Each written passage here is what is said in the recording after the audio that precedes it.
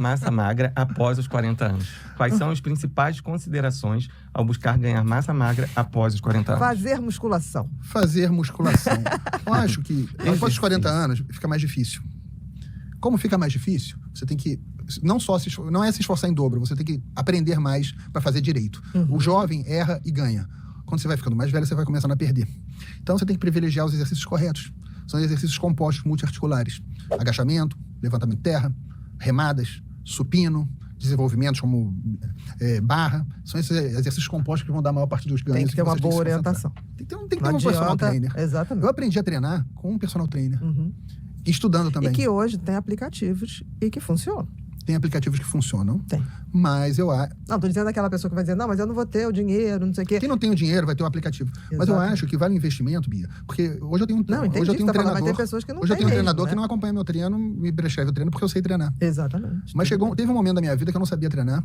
E é isso que eu... Mas também não é qualquer personal trainer. Não é tem qualquer... personal trainer que não tem esse lesiona eu não treino pra massa muscular. o pobre do paciente, o cliente. Exato. Eu não treino pra massa muscular, eu treino pra força. Entendi. Que é uma paixão minha. Então eu tenho um treinador.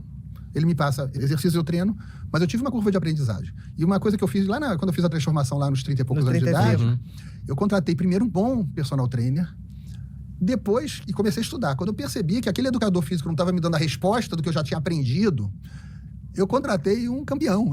Era um campeão de ligas menores. Eu contratei um campeão. Um cara que sabia muito mais que eu. Ou seja, eu acho que a partir dos 40 anos, aprender. Aí você vai precisar de musculação, você vai precisar de dieta apropriada, que significa um bom consumo de proteínas. Um consumo de proteínas maior, acima de 1,6 gramas de proteína por dia, favorece ciclos de hipertrofia. Isso não significa que tem que ficar se entupindo de proteína o ano inteiro, porque ninguém consegue manter um ciclo de hipertrofia por mais que 2 meses. Então você pega você vai alternar 2 ou 3 vezes por ano, você vai fazer um ciclo de hipertrofia de 2 meses, onde você vai comer mais proteína. No resto, um consumo adequado de proteína, um consumo adequado de calorias para ganhar massa muscular, manter a suficiência dos micronutrientes. Hoje a gente sabe da importância do ômega 3 no aumento da síntese de proteínas, da síntese proteica, o ômega 3 também é importante, do zinco, que é a deficiência comum, do magnésio. Então, a coenzima Q10 nem tanto, mas também é interessante. Mas principalmente a dieta, o treino e o descanso. E não fazer overtraining. Você tem que saber exatamente... A suplementação de creatina é muito interessante. Tem outros suplementos, como beta-alanina, que são também bastante relevantes para são relevantes, né? Para ganho de massa muscular. Descanso. Entender de treino. Por quê? Porque você tem um binômio que é intensidade e frequência. Se você treina todo dia, você não pode treinar tão intenso quanto se você treina 3 vezes por semana. Exatamente. Se você quiser treinar intenso todo dia, você vai fazer overtraining, vai fazer uma resposta inflamatória, lesão, fadiga crônica, envelhecimento precoce. É raríssimo a gente ver um bodybuilder, um atleta de alto desempenho chegar a 100 anos de idade. Exatamente. Raríssimo. Exatamente. Verdade. Perfeito isso que você não falou. Tô criticando o atleta. Franco Colombo, com 78 anos de idade, foi um top. Com 78 anos de idade, ele morreu nadando. Para uma pessoa isso pode ser terrível, porque ela quer chegar para 100.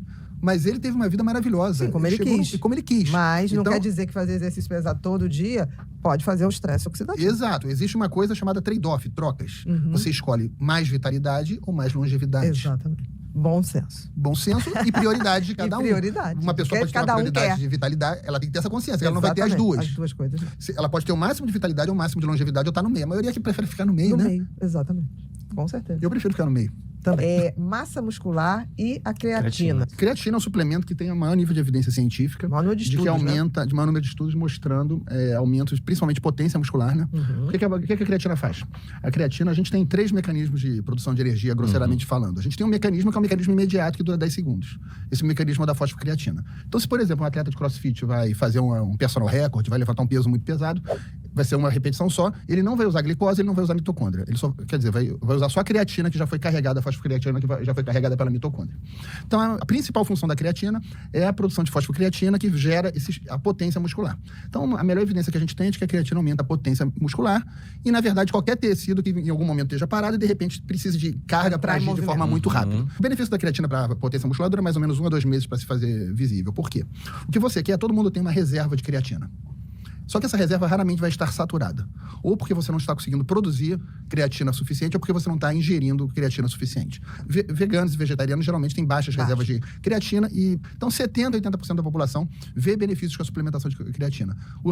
Quanto à parte muscular. Sim. O restante não vê. Uma alimentação causa 70% dos casos de... Isso é verdade? Do tipo 2. O processo de emagrecimento, de reversão de diabetes, as frutas devem ser todas evitadas ao máximo. Agora, geralmente, as pessoas que eu vejo pré-diabéticas e obesas, elas, na verdade, comem muito pão, muito doce. Muitas calorias mesmo. Vazias. Exatamente. Porque, por exemplo, quando a pessoa come uma manga, ela, junto com o açúcar da manga... A frutose tem uma característica que é interessante. A frutose é muito mais doce que a glicose. Sim, muito mais. O que faz com que a frutose, de certa forma, seja benéfica. Entenda. Frutose é uma toxina hepática. Só que ela é tão doce que ela gera satisfação do doce com quantidades pequenas de frutose. Para quem atrair os animais. Para quem tem bom senso. Porque tem gente que come a caixa da fruta. Exato, vamos lá. Certas frutas induzem compulsão. Então, eu tenho muita dificuldade de começar a comer uva. Porque come-se muita uva. Porque come-se muita uva. Você não come uma uvinha. Ninguém come uma uva. Ninguém, você come pelo menos o cacho. Exato. É melhor do que uma bala? Sim, infinitamente melhor. Mas você pode ter um excesso de frutose comendo uva. Aí vamos lá. Morango você não vai ter. Você vai ter excesso de agrotóxico, mas não vai ter de frutose. Exatamente. Aí vamos lá. Banana, é mais difícil a pessoa comer de banana demais a ponto de... Ela não tem tanto açúcar assim. Tem açúcar, mas ela não é tão doce assim. Não, você não consegue comer. Você não consegue demais. Agora, sucos. Suco de laranja. Suco de laranja é saudável e anti-inflamatório em pequenas quantidades. Começou a subir a quantidade, ele vai te gerar estetose hepática, síndrome metabólica, doença de Alzheimer. Igual a Coca-Cola. O que eu sempre falo, pasta de amendoim é saudável? Eu falo, em pequenas quantidades é saudável. E aí você passa a fazer... Em grandes quantidades. Excesso de caloria, excesso de ômega 6 e aflatoxina. A aflatoxina